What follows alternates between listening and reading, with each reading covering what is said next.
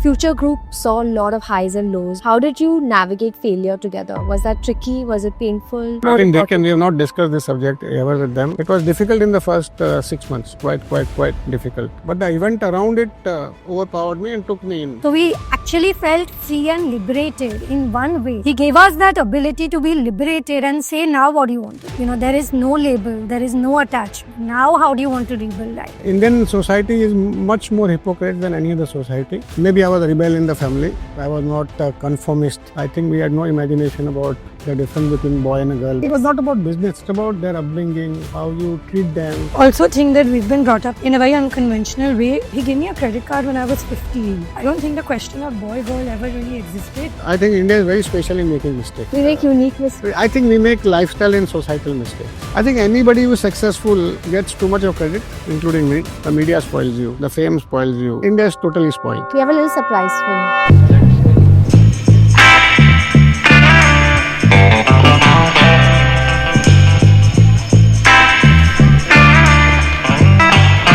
So we've heard a lot about Kishore Biyani's futuristic approach, his vision, his sharp sense in entrepreneurship.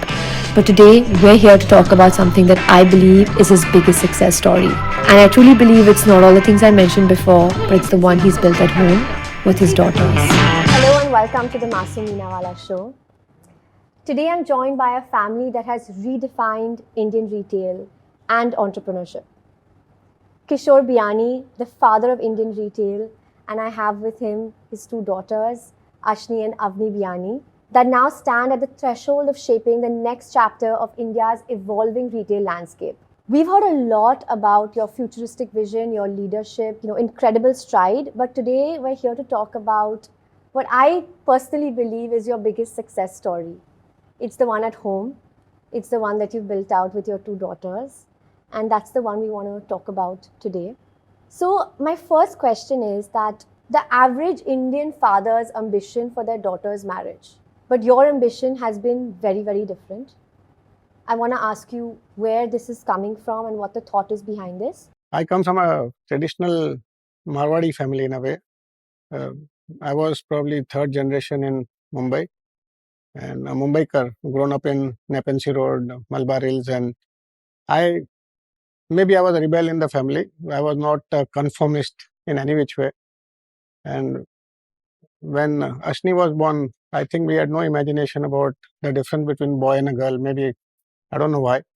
But for us, the boy and girl didn't matter at that time. And when Avni was born also, I don't think so anybody told us about having a male child or something. At least to me, nobody told me at least. And we never imagined or thought about it. Since you are asking the question, there is an answer to this. But I do remember hearing murmurs of being a daughter, being the heir to him.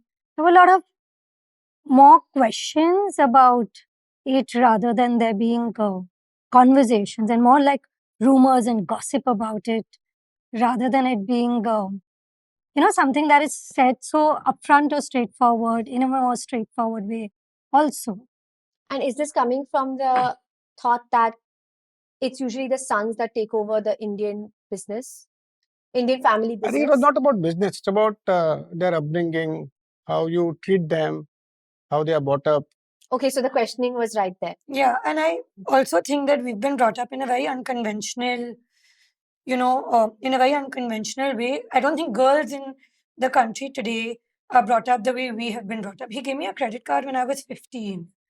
Like, I remember I was going on a trip to Europe with my friends, and all my friends' parents looked at him and said, "You gave your daughter a credit card at 15. Like, don't you think she'll run away or do something with the card?" And he was like, "No, she won't spend it only. I'm very confident about it." But I think when it comes to us, he never really. I don't think the question of boy girl ever really existed. I think both he and my mom pushed boundaries in every aspect of bringing us up without really thinking about gender as a norm. But you come from a traditional Marwadi family, right? The beta syndrome never kicked in. Zero. Surprisingly, since you are asking, it's coming. But we have never gone through that internal discussion in my personal life. So I think it's been so natural for us, boy, girl. How does it matter? Children is the children. So I think girls are maybe a little different, but I don't have the experience of boys. I can't. I don't have anybody for gadgets, for cars. I'm more for the softer thing: music, lyrics, literature. I think in a way it's good. Fashion, Yeah, gossip, Things that you love. food, gossip. Yeah, gossip. Yeah. Men gossip. men loves to gossip, but then they love to gossip with a woman. Yeah. I feel like it's unique to have a set of parents like this because not only him, I think my mother never saw gender either. And she said they'll do exactly what they want to do. It's not about business or it's not about any of the other choices either. They'll do what they want to do and what they deserve to do in the rightful way. So, in that sense, he's very different as a parent, and so is my mother. I think he's not as alpha male as, uh, people who are so called successful are in some ways, and he doesn't portray the alphaness even if there is. No, I'm He the same. channels it differently. I think there is balance, which is important, and maybe we skewed it. Yeah. I'm taking we're taking the credit of the three women skewing it in some sense. So, like he said, I don't think we've ever discussed cars or bikes or any of these. And he's had to learn how to deal with it. I think this is his comfort also. Yeah, that's comfort. I think you get into something and it becomes naturally into it. Yeah. So I know your daughters credit you for their self-belief, and a part of this conversation and this idea also comes from the fact that my father is like this. He's not even an equalist. He's an absolute feminist. He has supported me. He has been my rock. He's been, in terms of work, for me, being brave enough or being courageous enough to take risks, to start something new, to constantly take that leap of faith again and again in life, because we have to keep reinventing. I think a lot of it comes because he's got my back. And I've seen, and I feel like a lot of that is reflected here. But what do you think you've done differently, right? Or I'm sure you look at your peer group and you see that this is not something that you're seeing everywhere. There is a differentiating factor here. I don't know. I don't look at it that way, to be very honest. I know a lot of people who have two daughters. I know a lot of people who have two sons. I know a lot of people who have a son and a daughter. I think Indian society is constructed in a particular way, but that construct was created long time back, and there is no reason to follow that construct because I think in today's world, a child is a child, and that's the way you look at it. How they are brought up, what are their belief systems, what they want to pursue in life, how can they be happy all around. I think our role as a parent is to make their life more happier than what they could expect or what we can do for them. So I think that's been the journey for us. It's all about what they can do, and I believe a man and a boy and a girl, there is not much of a difference, but girl has more qualities than men in a way. They can look at the finer aspects much better way. They can look at life adjustment and flexibility probably much better than men. They can think and imagine something which a man can't imagine. So how do you use the stronger point of a woman? Because men and women, I think they're not equal in their way. Man has some qualities, woman has some qualities. And for us, for me at that time was the education for them, what they want to pursue, what they want to do in life. You can design and direct it, but you can't own that. And I think that's what we did. We are, in a sense, we are a modern disjointed family in a way. We have our differences, we have our dissent, we have our fights, and we enjoy that. Like Ashni will always say, we'll fight. She once was talking to Ashwi, her daughter, that, we are like a family, we'll just fight, but within maybe next 30 seconds, we'll adjust to and we'll close that subject. I don't think we keep anything within us as a family. Like if we have any feeling towards each other, it has to be uttered there and there. Sometimes we forget that there are people in the room as well. So we go up to that extent. But then But the you next, let it go. yeah, We we are- just let it go. And somehow I think the unconditionality is the biggest gift that as children one can receive. No, secondly, I think as a family, we find that difference between a lot of people have emulated the kind of upbringing we have tried to give to our daughters. You think And people have yeah, been yeah, people, inspired and a lot of learned? people, a lot of my friends have openly told me. And one of my friend who has two boys, in fact, he says, I love to develop, I want my children to develop a similar relationship with you, which you have developed with your daughters, although they are sons. Yeah.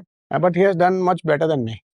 So but it's quite fascinating. A lot of people get inspired because our relationship has been very different. We don't have a age difference relationship, which is a key to any relationship. We don't have a The generation gap is not generational there. gap difference in any which way. And secondly, we are open about every subject, and we do debate, discuss everything. And secondly, we are very honest and transparent. We don't have pretenses, or probably I think Indian society is much more hypocrite than any other society, and Marwadi community is much more. Absolutely. In that sense, we're also unique, And we don't have any, at least I think our hypocrisy levels are much lower. I'll give you an example of this, right? Like, though we are as open with each other as we are, and we spend a lot of time together, much to the dislike of, I don't know, a lot of people around us as well. But for example, we don't hug.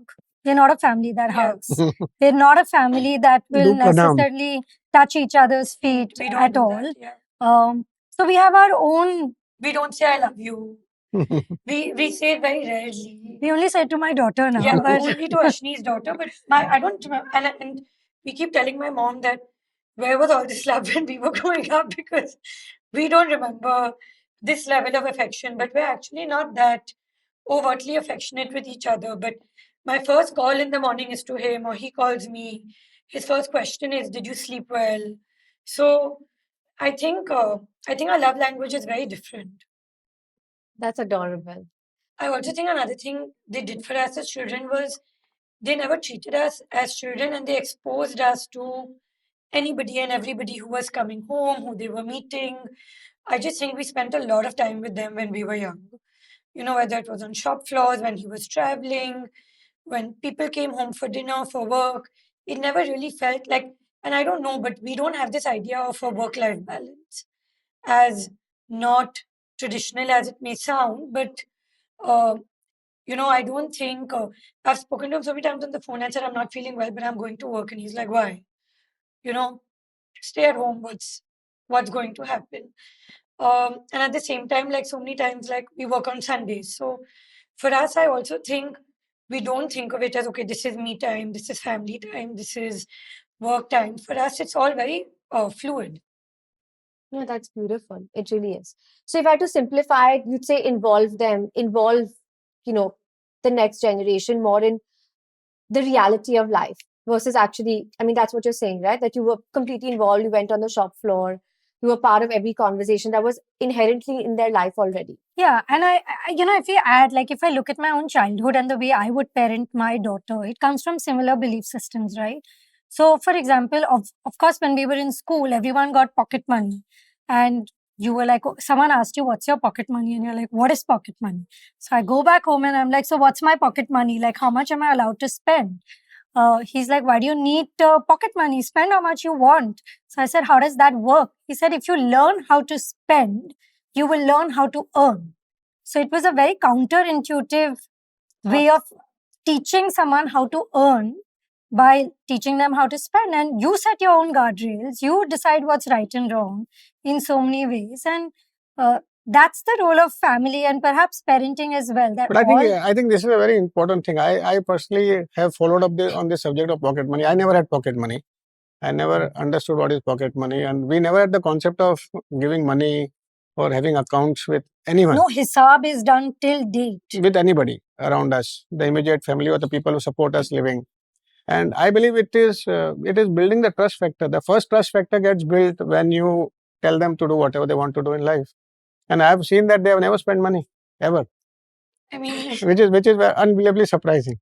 Yeah, I mean, so they are not spenders in any which way. And when I look at Ashvi also, now she is growing up, she understands how much she can spend automatically. Nobody has ever told us. So what is the thought behind? Thought behind is trust begets trust. So simple it is. The first day you start trusting your children, you will get trust from them. They will believe in you in whatever you do, and they'll be honest with you in everything. And I think as a family, we always say never tell lies to each other. Never ever.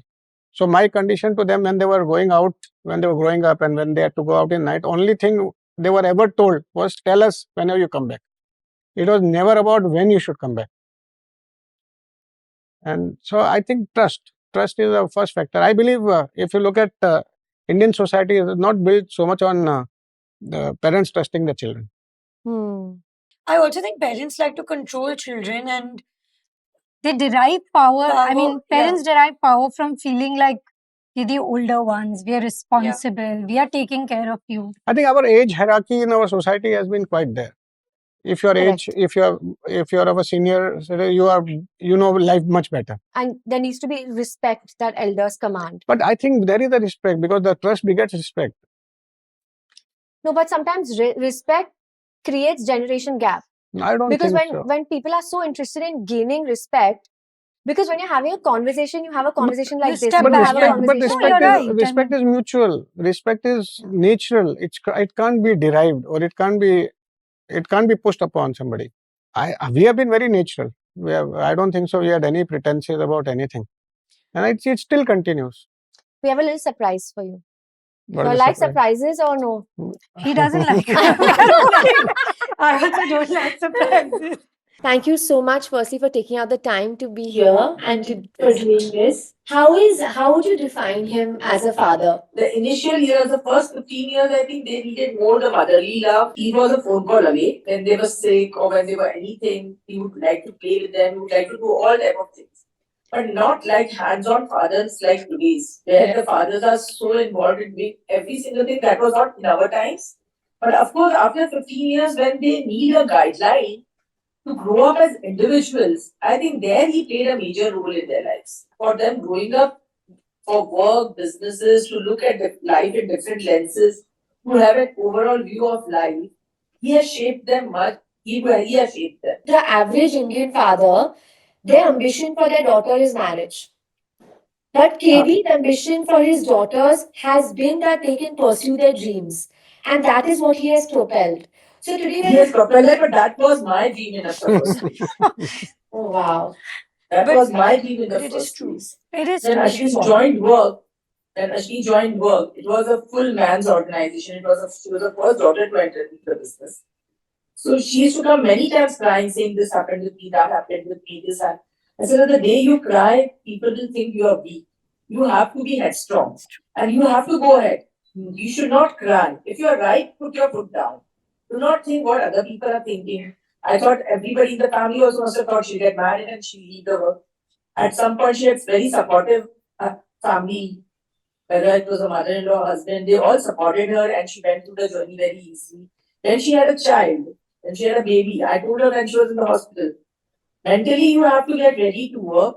Even if you're not doing work, but you show that you're working, work for half an hour, whether it's on the phone or you can call people and do it, and start working immediately. If you leave your threads here, it will be very difficult to pick it up again.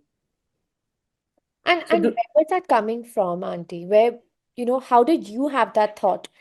Because I thought when I got married, I was at 20, I was very good for my age at that point of time.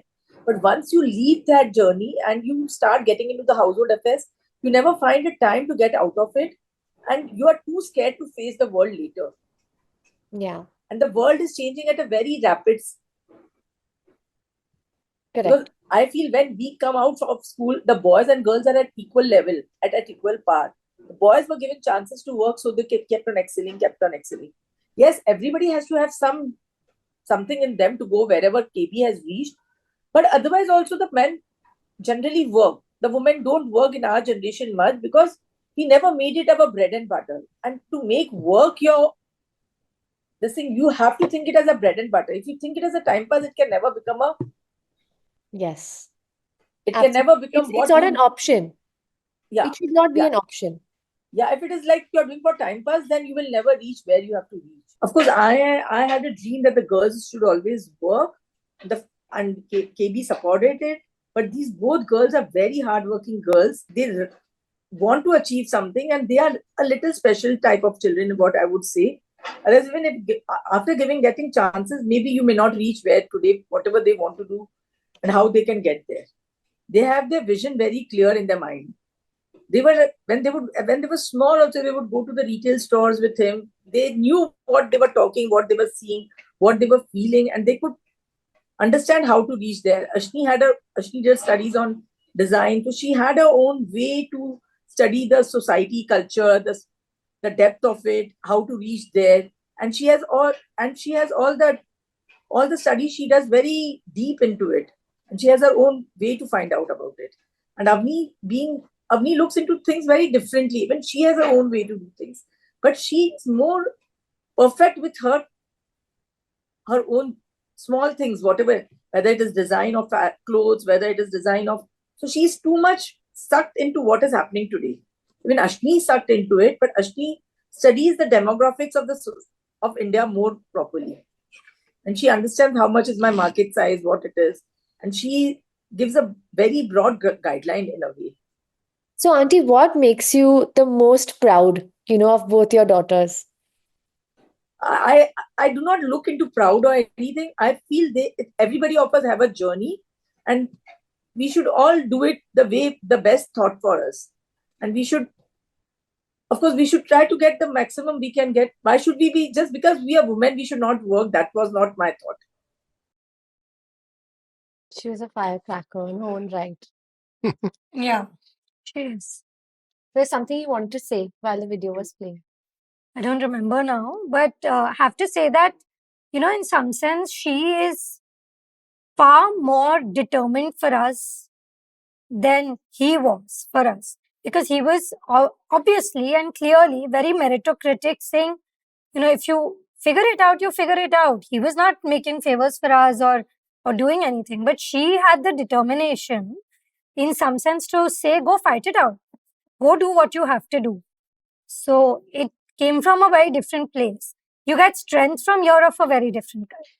I also remember when I came back from college and I was taking my own sweet time to like find my place and get into work. She one day told me, if you faff around anymore, I'm gonna tell dad, get you married. If you don't want to get married, you better work, because going for these lunches and coffees is not my idea of having a sense of purpose. So you work or you get married, but you're not sitting around and like whiling away your time. So she was very clear that. I remember on day 33, I went back to work after I delivered my baby. And I had a 6-hour day, and you never look back, right? I mean, you just think of it differently. Once you dive in, you never Yeah. look back. Yeah. Yeah, and at the same time, she never told us, oh, you don't take care of the house, or you don't, like you should not know what's happening. So I also think one more thing we're not as a family is we're not binary people. It's not this or that. We've never been raised to say, oh, you only work, and because you work, it's your excuse to not do this well or not do that well. And she always told us, you don't get a badge of honor because you work, or you don't get to like ever tell me. Another thing we're not allowed to say is we're tired. Uh, because if we say we're tired, they both take it so personally, being like, "Oh, so young. What do you all get tired with? What is the reason to get tired? And we should all have good energy levels." So there are a lot of these things that they've instilled in us. But No, I think that tiredness word also came from a particular learning which I had, was neurolinguistic programming. If you start using negative words, you will become negative. So being tired is now excuse for multiple things. And secondly, why should one be tired? Tired or any other negative words. We don't use the word not, no, any negative words. We don't allow them to encourage. At So home. everywhere, even in our business, we never said the business aaj acha nahi hai. I will say business is little low today. It means the same, but the words change. his favorite word is not the best. Mhm. So today it's not the best. So that is not to use it's a neuro-linguistic programming oneself not to think negatively. Correct. And what does it do for us? A lot. Because if you don't think negatively, all positive thoughts, a normal human being, out of 10 thoughts which comes to a normal human being, 7 are having negative connotation. It's hot today, the sun is out, or something or the other, it's rainy. Something or the other, you can even find so many negative things around you. But it's not to look at that and be positive in life. Yeah. So this is a conscious shift you made. But for you guys, does it come subconsciously now? Yeah, sort of. I think we've been trained in it. We're not as good at it as he is, but he keeps pointing it out. I think we need to hang out more. We are very similar people. No, I think we know how to rewire our brain. Yeah. So, you spoke about the evolution of the Indian woman. Can you tell us about that a little bit? I think the role of woman in a society in India, if you look at the evolution of Indian woman, India has been a very role-based society. So the woman, while when she is a daughter, she has a role to play. When she becomes a wife, she has a role to play. When she becomes a mother, she has a role to play. So her life is all about playing a role, and which is very, very, very different than any part of the world as a society. So that evolution has not changed. I So can think you we are. compare that to a different society for us? I think I don't know what other society, but there has been evolution in every society of a woman, and from where they began to where they are now, things have changed a lot. Woman is now kind of playing an equal role in the societies. In India, as a society, we talk about the equality, but it's still not there. The opportunity is still not equal. Opportunity, or they are not treated. I think it's a male-driven society, very patriarchal, very, very masculine, very, very alpha male, and women are not treated the best by men today in this country yet.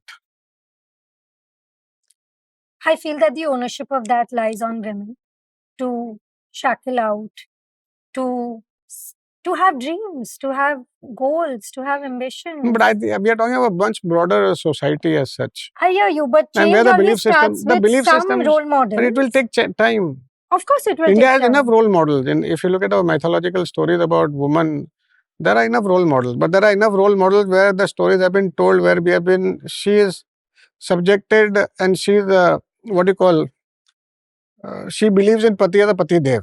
Yeah, and you resurrect your, your husband and all that is the myth, right? I think there has to be a narrative. Like, look at language today, right?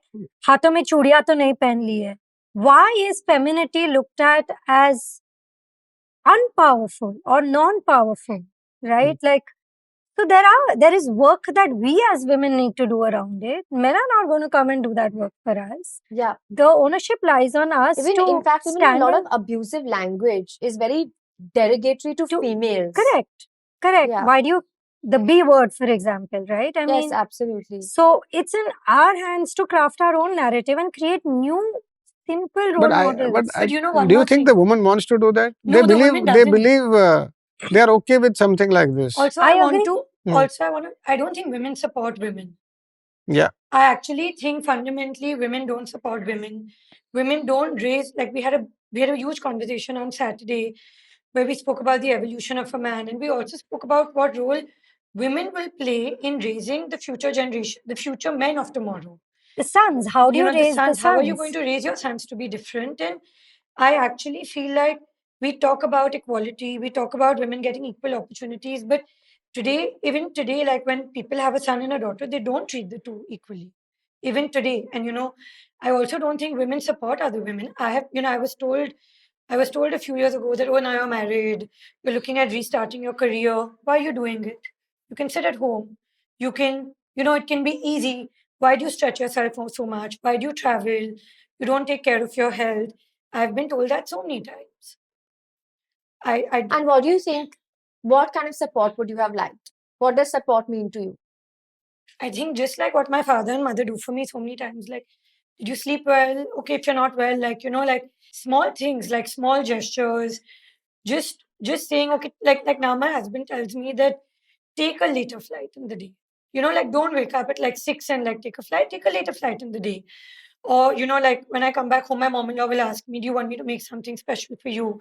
She doesn't live with me, but she'll do that. Or your mom will look out for you. Someone will look out for you. I think you do those things. Both of us work together. We look out for each other. We say, okay, you can go early. I can stay on later. We try and coordinate our timings. We ask each other, what are your days when you can't make it? What are the days I can't make it? Because support is not rocket science. Support is not rocket science. And also, I don't think it's this or that if you're working, your family doesn't come first, or, that's more important than this. So many times I tell him that, oh, I'm so stressed. There's this, there's this, there's this. He tells me what's there. It will all happen. It will go with flow. You'll manage it. Do you think when they share something with you, do you have an opinion? I would have opinion, but I'll discuss my opinion and we can debate it. We have no issues. How do you still go back to him and share for the second and third time? Because, sometimes when you share something and they'll be like, So, parents tend to get into a rant or. so I'll tell you this.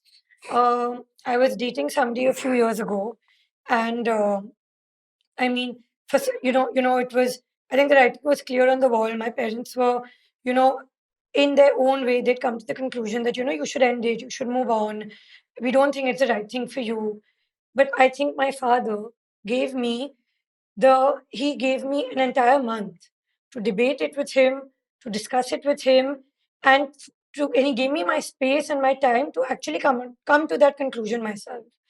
He never told me I don't think this is right for you. He never told me you should not do this. He never told me I won't support you if you do this.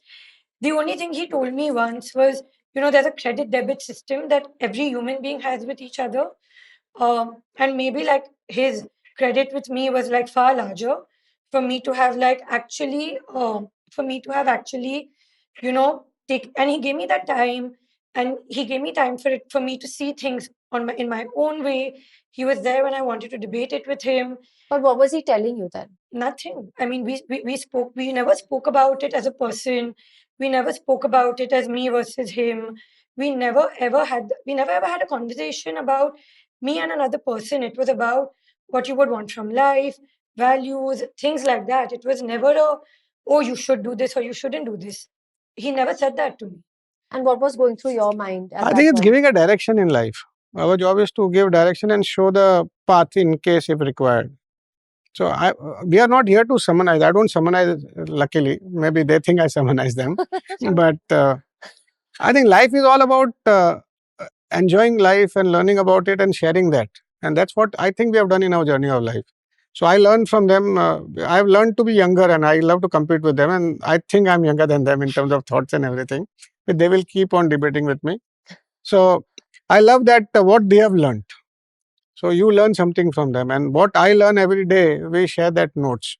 What I did yesterday, what was my learning, what is my understanding of that human being. And we study a lot of human behavior. So whomsoever we meet, we love to decode them, dissect them, try to understand their belief system. So tonight you the will topic be is me. totally. Can I be invited to the discussion? Yeah. We'll record it and keep it there. We love to. I think we are we are not personal at all. And we love to understand what is life. Life is all about series of events which happens. And in a day you will meet how many people, or in a day you will do so many work. And everything can be enjoyed upon, whether it's for the negative thing or a positive thing. And we love doing that. And that's what life has been interesting so far. So the future group saw a lot of highs and lows, and it saw low as well. How did you navigate failure together? Was that tricky? Was it painful? And what was the roles you all played for each other in that? I think we have not discussed this subject ever with them as such, but I have my own way of dealing with it. It was difficult in the first 6 months, quite difficult. And but somewhere difficult in the sense for the first 6 months, it was very difficult to cope up with it. I came across the. I gave him the idea of stoicism. And I think stoicism made me look at life differently at that point of time, especially the two sayings that you think of the worst and something less worse will happen. So you will feel good about it. Second was whatever is in your control, think about it. Let leave aside the rest.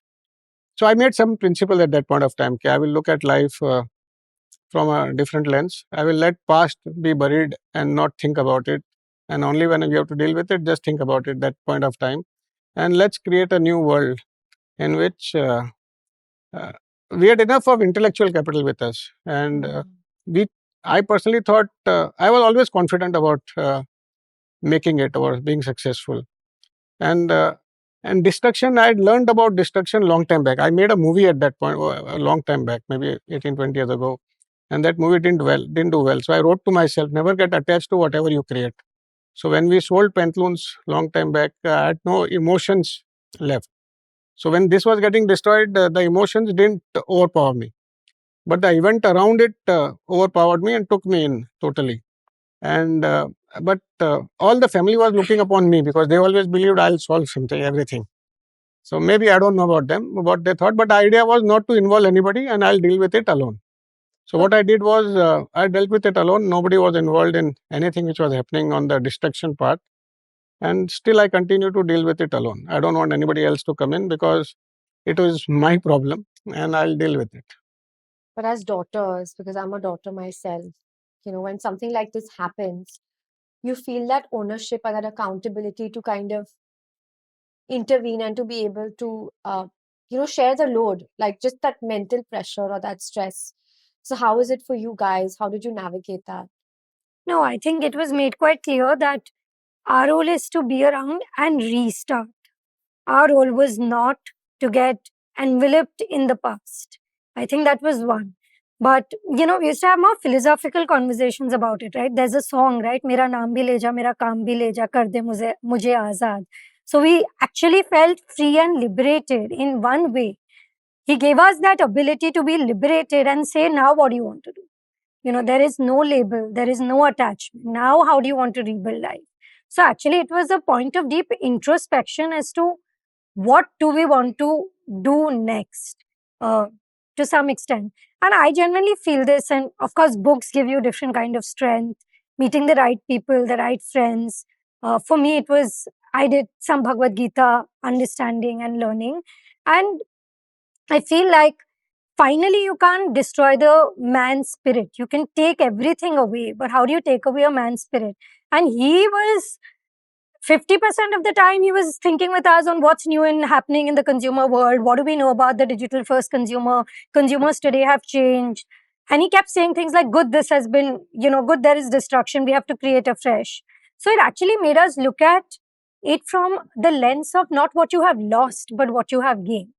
So that helped us tremendously. Our conversations were all around the digital first customer.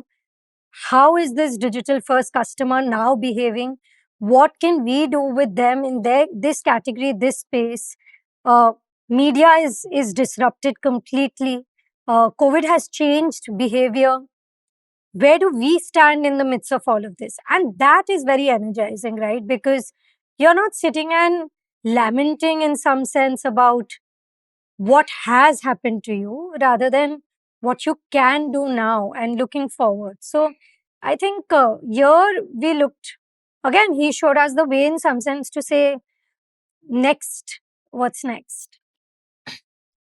No, I also think there was, he allowed us to not have any baggage, because he actually said that, okay, think about 10 ideas. I remember we used to brainstorm, we used to Build our own business plans. business plans. I don't think he gave us time to really be free. There was no, and he keeps meeting people, and he keeps remaining relevant. He's more relevant than us sometimes. Like, my constant fear is, Sometimes. oh my god, like, how will we continue to be as relevant as him? So he never stopped that. Like, even today in the evening, there are, like, he meets 5 new people a week, 10 new entrepreneurs a week. He loves it, and he's always done that. So I also feel like somewhere he never stood back and really lamented the loss. He never raised us to think about the past. He doesn't like to over discuss a topic. So those avenues to actually sit together and to discuss or to lament what went down, how it went down, we never ended up doing it. So I think another way of overcoming that was doing much, much more than what you were doing earlier on every count. More events, more friendships, more meeting people. Yeah, So that's the only way to break the whole it was episode. actually nice to create new bonds, new relationships, shake yourself out of the old. And we were very lucky, actually. I think I have been very fortunate that when you're going through this destruction, the first thing which comes to your mind is now the people who are your friends won't be friends anymore, and people who are with you. And presently, I was surprised. I think life gave me much, much more than what I could have expected. I thought this person might not support, but they were the first one to support. I got a support. I just got a random support from a family who just came down and said, both the children's responsibility is mine. And they funded a business. So, so I think there are so many people to come to support was the most heartening thing. That overcome everything. When you find there are so many people to help you and support you, I don't think so there's anything bigger than that. Did you ever feel like, I wish my daughters didn't have to see this?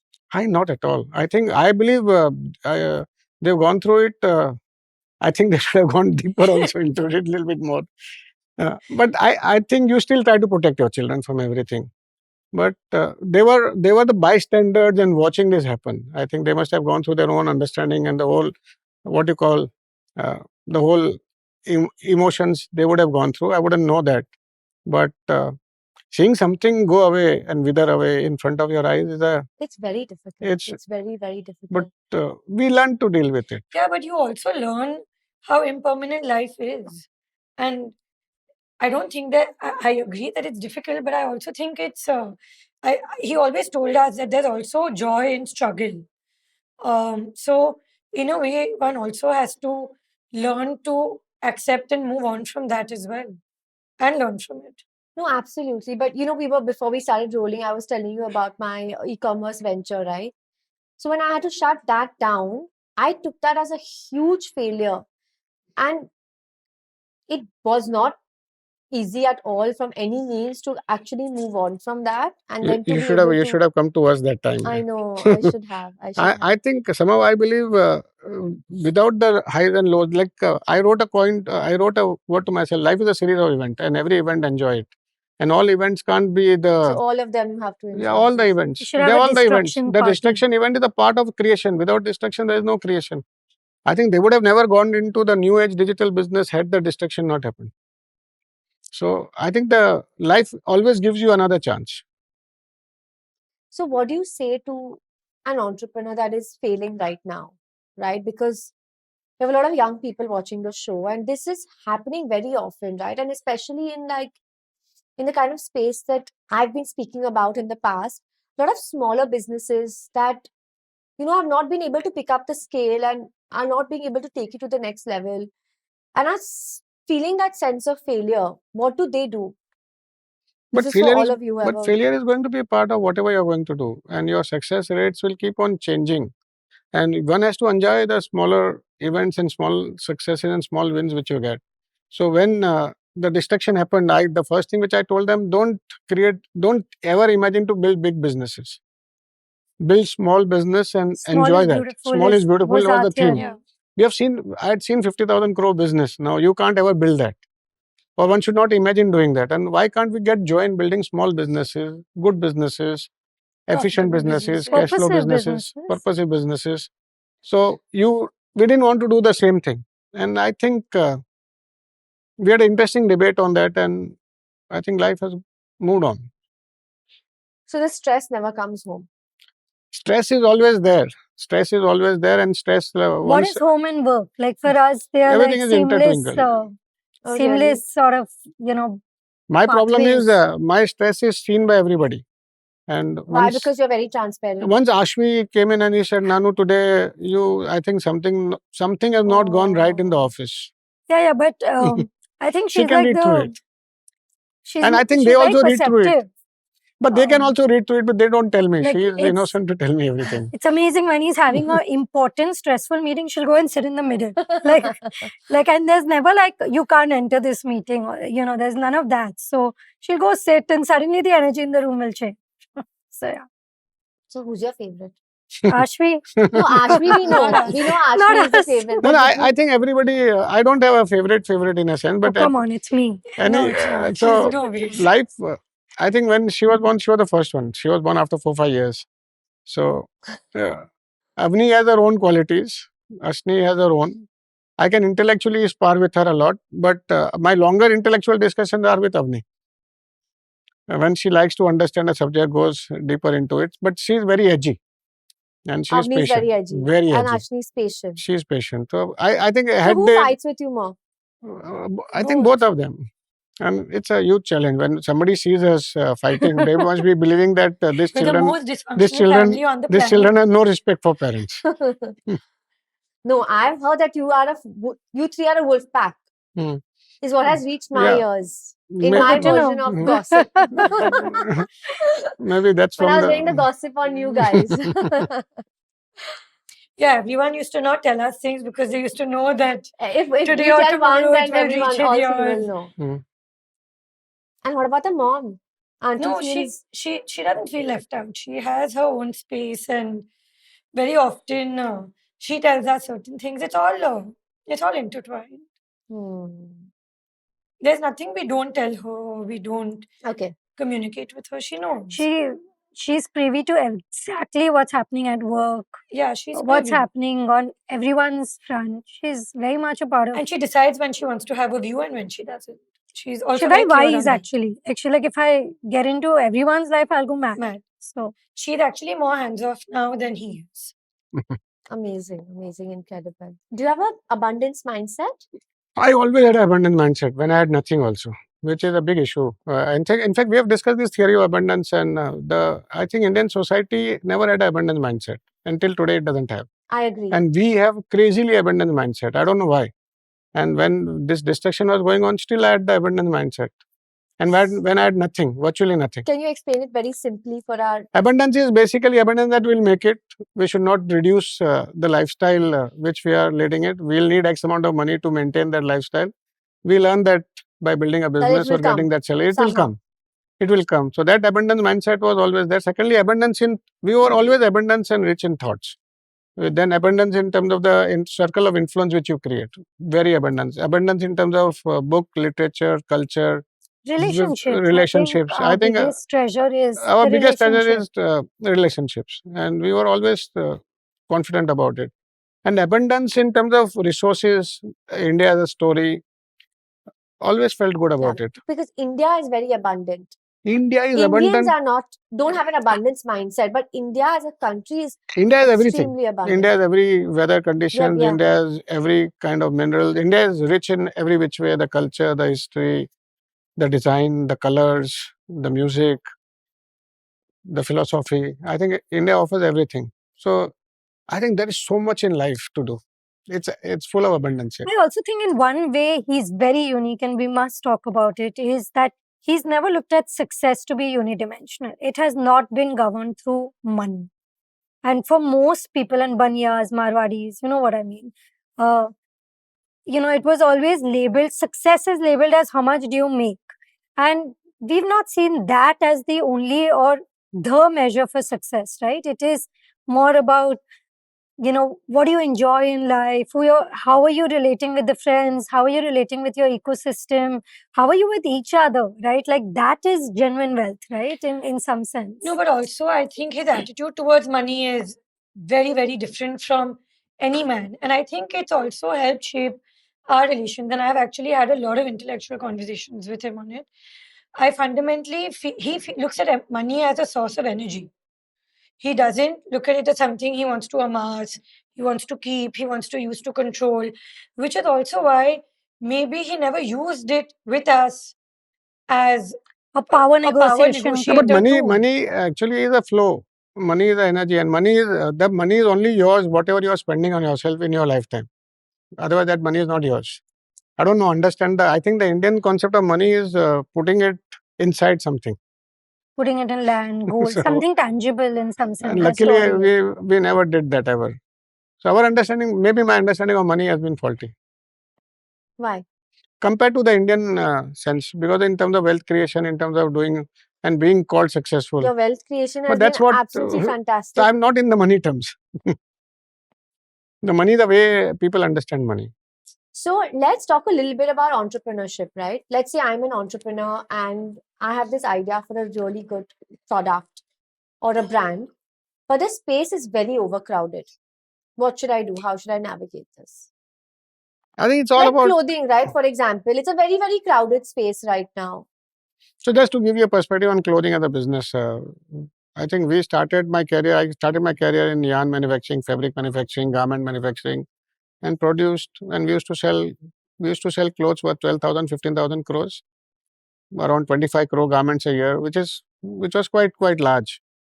And so in the second innings of the new chapter which we started, I told them clothing is the most difficult business, and one should not attempt doing that. And if clothing business has to be done, it has to be done on stock turns. How much fast can you sell? And they come up with an idea of building a brand on white shirts. So you reduce the number of variables. You can't go dead stock. You can do 8 stock turns a year, and one can make money. And 28% of the clothing for the cohort which we wanted to cater was white. So it's an idea. You can bring up nuances in an idea. So But you have to find a nuance, right? You have It's to find a important to nuance. find a niche. Without that, you can't do clothing business. Clothing is such a huge business. 140 crore people, everybody wears something or the other. People are changing clothes much faster than ever because of the Instagram world now. People take 5, 7 selfies a day. So they have to change clothes also quite a lot. So it's a new world now. Clothing is, and fashion is changing much, much more faster than ever.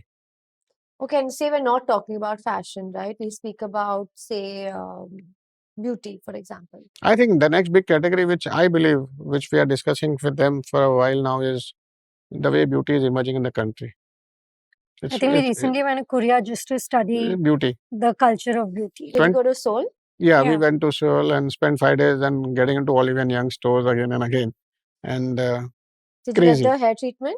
No, Yes. we didn't. They Yeah, must we have done did. it, but it's Did you get any treatments? nothing. Nothing. It was. I think we enjoyed the whole understanding of the Korean culture of beauty. But I think within beauty, I think there's a huge play which is very untapped in India right now is aesthetics, which is restructuring your face. Yeah, but that's on the services side. Yeah, cosmetics. Yeah. And I think beauty is a $20 billion plus market now, beauty and personal care. And I believe this is the fastest growing category in this country. And so where do you see, where are the opportunities? everywhere. Everywhere. I think it's a beginning. People think it's overcrowded. I believe it's not crowded at all. So you think young entrepreneurs out there should do and look into this? You can create nuance and nuance out there. Margins are good in the business. Throughputs can be quite good if the brand is thought through well. You can create a cohort of customer which is quite different. So a lot of brands today from India want to go global.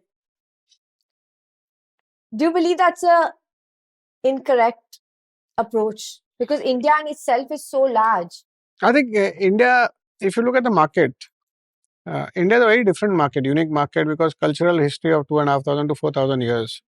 If you get into other matured markets, how does the Indian product stand a chance? If you look at the Middle Eastern market where Indians reside, I think there is a market there. But I'm not a big believer of going global with Indian products and consumer brands because we are still evolving. We are learning as a nation to consume more. If you look at our consumption pattern, US, which is it's total 35% of entire consumption of the world. China is 20% of the population of the world and 20% of consumption. India's consumption is 3.5%, and we are 18% of the population of the world. I think there is so much happening that here. Can be done. And if somebody can do it, one should. But it's not going to be easy. I think in the premium and niche space, You never know. there's the likes of Sabyasachi and but all we are very delighted that Sabya can go global. I mean, he really is like brand India in the fashion sense. So more power to him. But I think the Western world has to get used to that sensibilities also, Yeah, which is maximalist. Like even Rahul Mishra, Gaurav Gupta, they're already global. She's wearing Rahul Mishra, so. Yeah. So Rahul Mishra and they worked together in the very early days of Rahul Mishra, Ashni and Rahul Mishra. So. They've gone global now a while back, right? But I think I want to understand from a mass market. Yeah, from a numbers perspective, right? Because maybe the potential is actually here versus looking elsewhere. It's like the grass is greener on the other side. Whereas a growth story could really be within India. I think certain categories have built a market abroad. Like look at Vadam tea. Very few. Very few. But there are some successes, like Vadam tea did it. I mean, where you carry the Indianness and the essence of India very strongly in your brand and product story. Of course, there is so much of India that can be consumed, whether it's food, it's Ayurveda, it's fashion, it's our aesthetics, it's our codes of beauty as well, Ayurveda, so much, right? Maybe. So I work with a lot of emerging Indian brands, right? And I'm saying like really think small scale, right? So businesses that are run from home, think of a baker, think of somebody who is making jewelry, handmade jewelry on their own.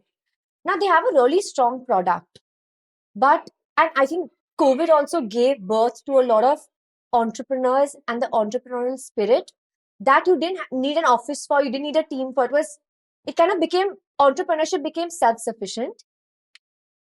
But now a lot of these businesses are facing that obstacle that they can't take it to the next level, right? Because they achieved that first level of fame and success, but that is not enough to say sustain a lifestyle.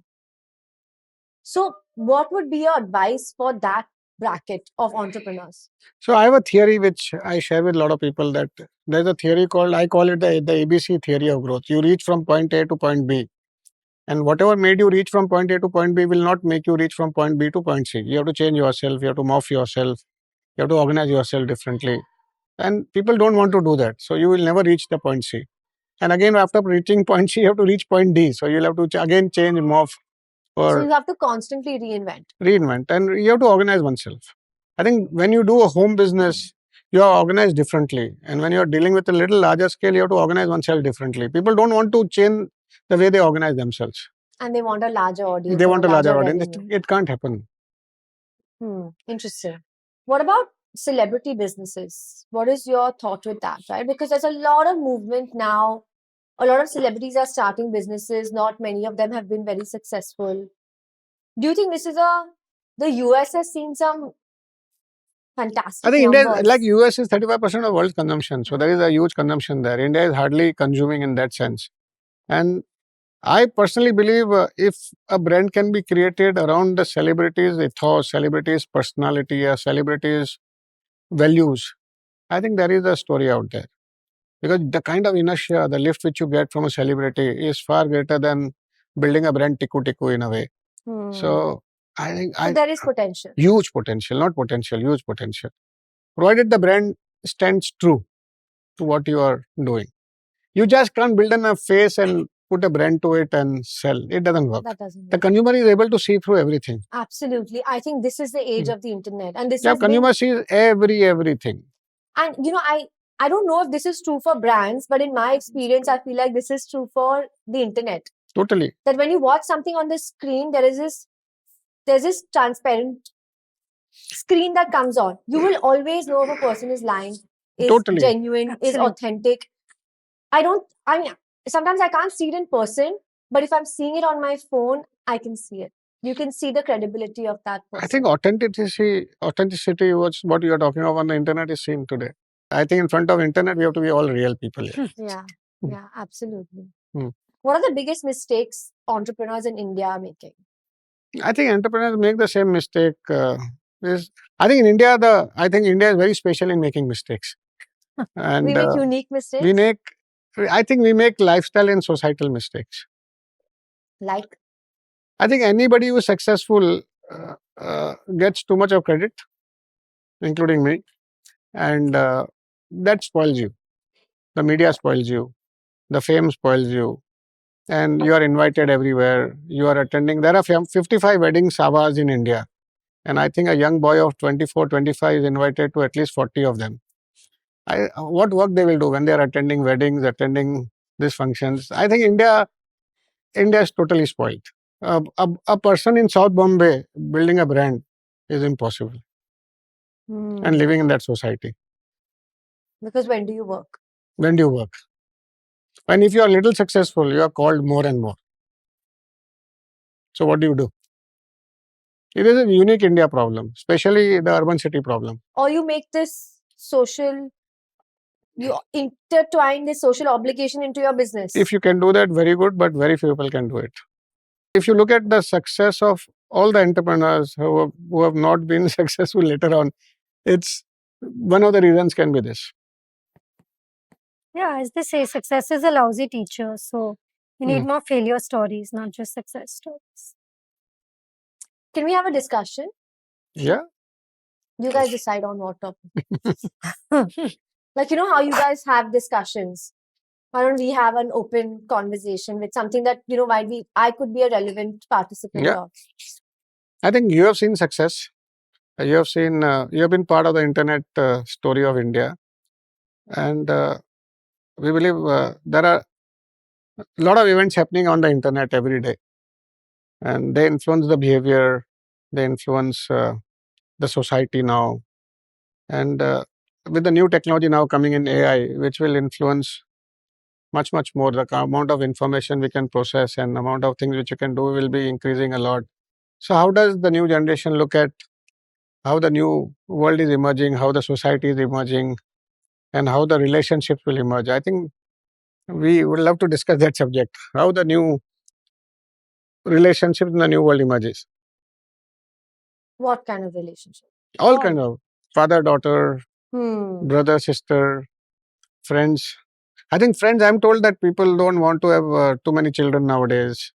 So a lot of new ideas are emerging here. So I think as a society, we are very consumed by, even with AI. The thing with AI is it's still controlled by the laptops and the phones. So it's making our life much more easier, more convenient, more efficient, but it's requiring more screen time, which is taking you away from offline time, right? So what was even me kind of launching my talk show, what was the whole perspective? I've actually moved from, it's similar to what you explain. I loved your A to B to C to D theory, right? Because it was similar to what I was doing. I've been creating content for almost 12 years now. And I was ready for the next level, but I wanted to do the same work. So I kind of had to question, what is it?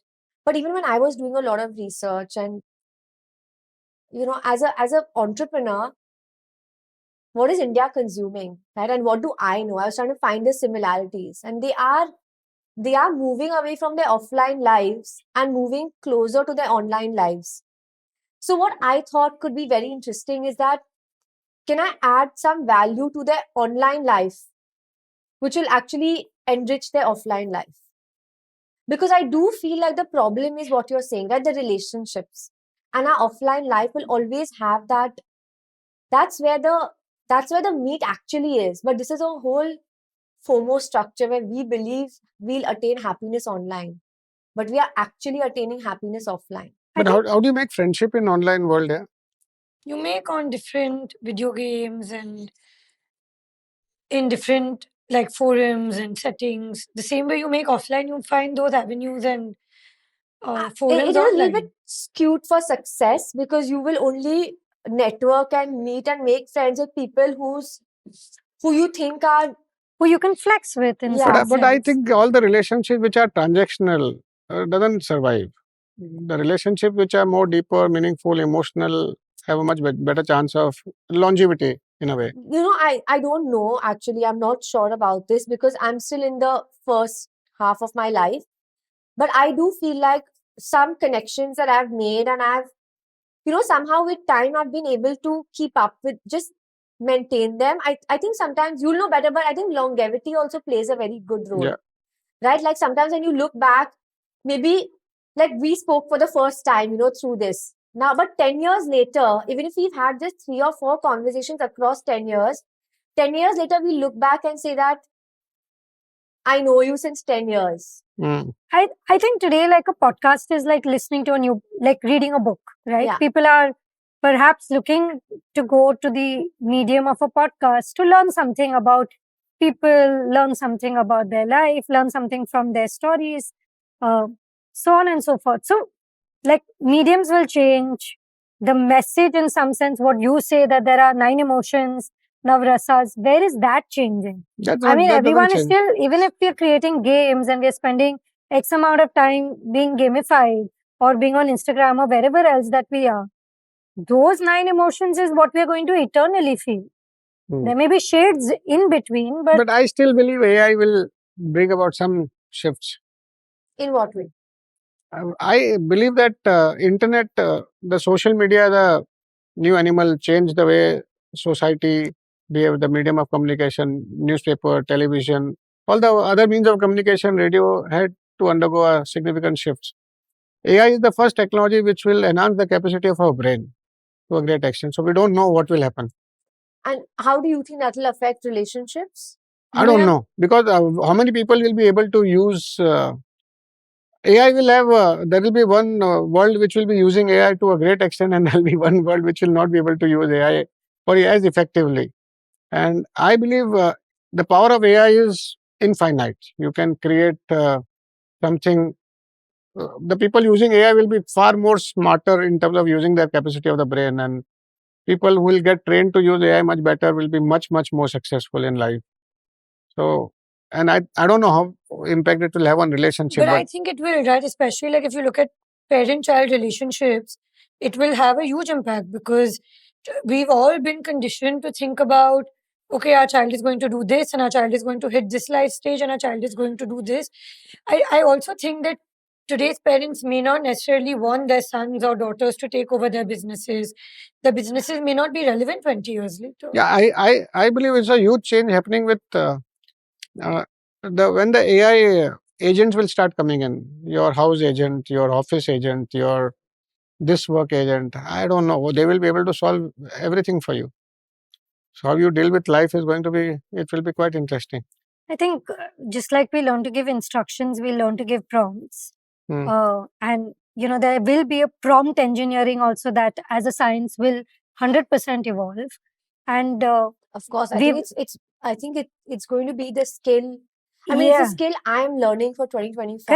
Correct. It is, an important skill at this point in time. And I feel like we'll have to unskill, reskill, reboot ourselves, not in even spans of 5 years, but maybe in spans of 2 years, just to keep ourselves relevant to live, not just to work. And I feel like that is going to be one big change that we can anticipate for sure. But I also think society will be freer. No, I don't know. I believe it will be because AI is going to have a multiplier effect. Because I just feel like we spend so much time doing mundane tasks.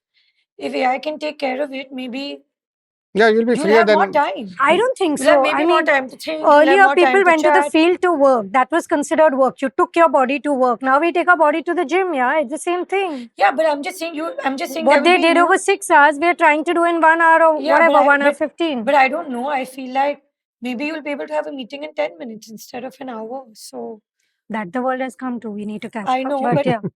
No, you know what I mean. I personally feel that we could all be looking at more evolved versions. But I believe there's a new world coming up, and that will have it will multiply much faster than any other technology, and so the change will be much faster. That's and a lot more dynamic. Maybe more dynamic. So we'll have to learn to cope up with it. Yeah. So the human beings, I think I'm building a new theory which is called impermanence. Nothing is going to be permanent in the new world which is going to emerge, and life cycles will be like when I was studying, maybe in 2000, we studied organization as a living organism. And the average life of organization in the world was 26 years. The last recorded was maybe 5 years ago. The average life of span of the organization has dropped down to 20 years. I believe it will drop down to 7-8 years. So, very rapid changes. Yeah, I think those who are relevant are going to... We are going to be more successful. And we'll have to become more learning. What made you successful earlier might not take you there next time. Learning, doing, being will find new meanings in some ways. It'll be interesting to see what being becomes, right? I personally visualize when we do scenario planning for the next 10 years, when AI takes over, all the agents take over us, it'll be another world. It'll be a new world.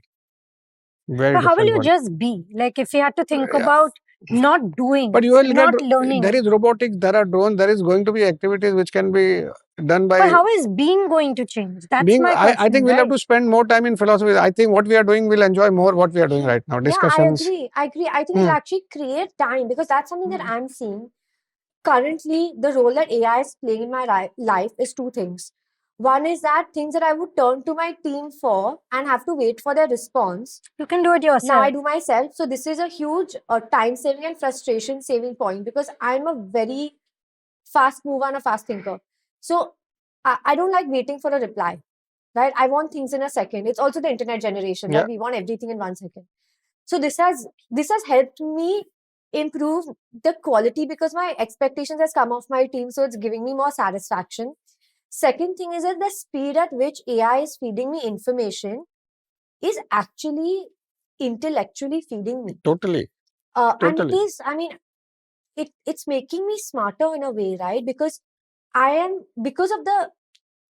it's almost like we are all competitive beings, right? As human beings. Yeah. So when AI gives me that level of information so quickly, I feel competitive that I should be able to feed this information in my mind also that quickly. So I'm in that race, which I feel like is adding to my IQ. I don't know how it's going to add to our EQ. No, but it adds up to the EQ also. But and that's it has a multiplier effect. No, I think EQ is finally and fundamentally fueled by real life Yes, experiences. plus also the way you process information. No, Also, you process But information aren't you and do taught na? also how to process information? yeah, process is based on your belief systems. You're also conditioned and taught over a period of time, because a child versus an adult processes information differently. Yeah. Anyway, Sorry, new we'll world. figure. We have another surprise for you. Baap re baap. So we have a little surprise and a special guest for you. Let's bring him in. Oh, Yes, Pawan. hi, Pawan. Hello. Hello. Hi, sir. How are Hi. you? Kya baat hai? Good to have you. Good to see you. Yeah. Hi, hi, hi. Good hi, to see you hi, again. Hi, Hi. hi, hi. Nice to meet you, Pawan. Please, Same, I'll same move here. here. You can take my seat. Oh my God. Yeah, of course. Don't worry. You can just. That's okay. Awesome. Pawan, which brand hai? Sir, all learned from you. Which brand is this? Sir, this is Zara. Oh wow! No wonder there was no comment or no. No. We have a very special guest here, Mr. Pawan Sarda. And he's been a management trainee with you, and he went and climbed his way all the way up to CMO, right? Yeah. This has been an incredible journey. Yes. And yeah, we'd love to hear what an incredible journey. I mean, how many years did it take? I think all put together, I was there for 18 years. Yeah. And what would you like to Pawan was one who came with hair and went without hair. That's a good sort of description. Yeah. So yes, I think it was incredible for me, and while I'm talking here, I'm kind of being here at the podcast, but I can assure you that I'm representing a lot of people who's kind of worked with him, and like for us, it's family, and it'll continue to be family, and we know that whenever anything, we'll reach out to him, we talk to him on WhatsApp and so on and so forth. So it's just not for me. I mean. It's for like the entire leadership, if I have to say it, like who worked with him. So it's for all of us. That's how we feel for him. So interestingly, we had I think in November something we called all the leaders of Future We had a Group and destruction party. we had a Yes. destruction party in the sense of celebrating the destruction in a way, just to look at it as an event, and Tomorrow, just move ahead. quite a lot of people who came from all over Bombay and The we came country. together. Yeah. Yeah, all over India. Yeah, Pawan was one of them. Yes, I was. Mhm. I just felt like home there. uh, So how's Mr. Biyani been as a leader, as a mentor? Again, if I speak, I'm not speaking just for myself. I think he's in university. And when I say it, I mean it from the bottom of my heart. I think the kind of things which we learn from him, I'm glad, I happen to be working very closely with him. And sometimes, he's not very expressive, so he won't tell you in words, but you pick things from his body language, right? I think one of the biggest thing which I've picked up is just to be a good leader. How do you keep your team motivated? I think it's so important, right? I was listening to him that he never says no, and I could just relate. It's really about making yourself better. It's not about no. I think I try to imbibe as much in me some of these things, to take it forward and make myself a better leader. But I think that's just not for me. As I said, it could be for like 200 of us who kind of work very closely with him, and all of them or me, we feel the same, right? So I think that's one thing. I think entrepreneurship, right? Like, how do you work in a corporate, but yet you feel it's your own? I don't think anybody can teach this. Anybody can give this kind of a freedom. So I had that. So right? how did he teach that? It's, as I said, it's never spoken, but the fact that when he tells you that, do you think it's right? Go ahead and do it, right? I think it's just simple things, right? The moment he trust. says go ahead and do it, you're accountable. You better make things work, right? I think it's very rare, and that makes you accountable, and you want to make sure that you do things, right? So I think the sense of entrepreneurship is I think what we did interestingly was we had no reference point when we worked and took decisions. Most of people need some reference point or some, and I think the collective wisdom of so many people coming together and taking everybody's input in deciding while taking decisions. And I think that makes life interesting because you come with a varied set of people But And, maybe now is a good time, and Masoom, we are doing this without your permission. But just to tell you that we are encouraging KB to actually call and start a school of life for entrepreneurs, where he'll do this with lots of young entrepreneurs and help them not just with business decisions, but to hone themselves up in a 360-degree way in life. So we're calling it the Entrepreneur School of Life.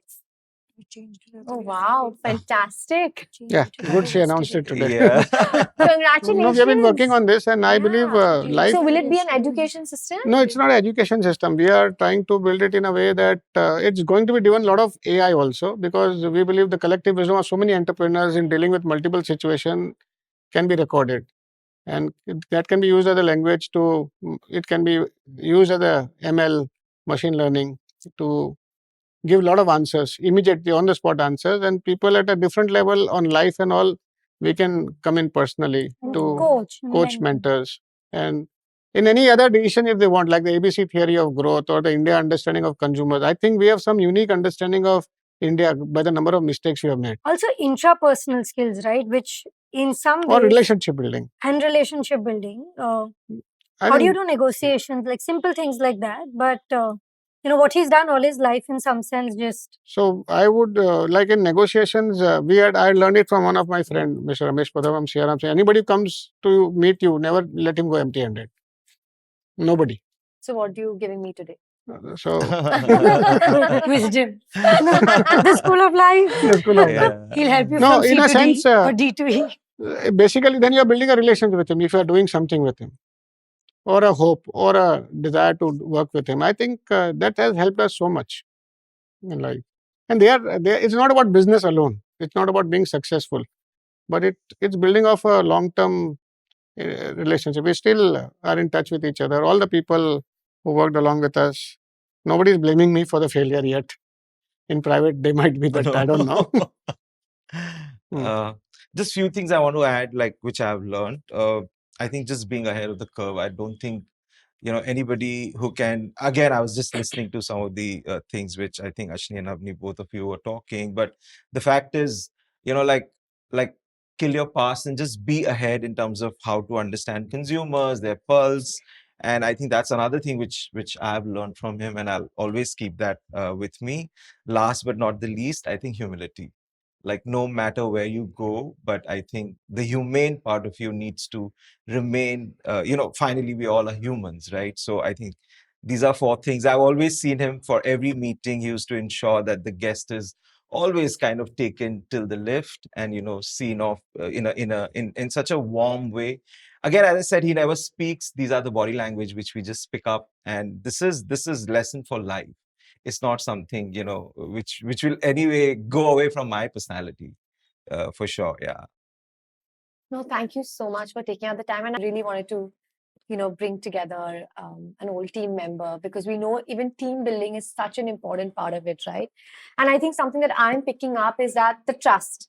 Yeah. Right, the trust that you spoke about with Avni and Ashni is actually trust that you've also kind of inculcated within the team. That absolutely, here, do what you want, and yeah, then they feel accountability. Yes. No, we feel so good that anybody who has worked with us have been successful in life.